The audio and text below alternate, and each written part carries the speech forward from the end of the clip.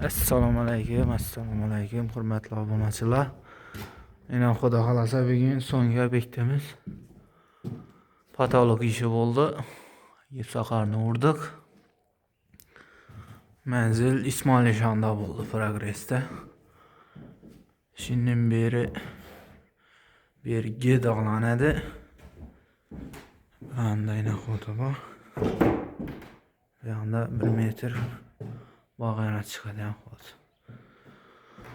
Tak, ben havuz ettik. Yani splaşma etip verdik yine.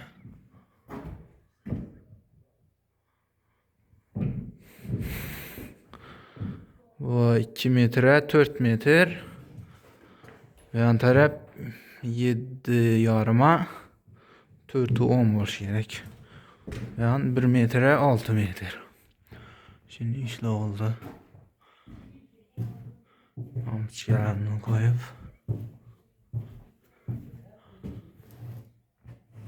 şimdi halette ötkazdik bir yere.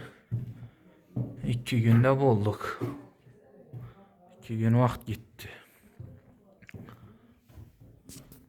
Görürsünüz. Pol patolog hizmetleri olsa aytaverasizlar. Nöbetler yazıp kaldıramız. Pol işleri olsa aytaverasizlar.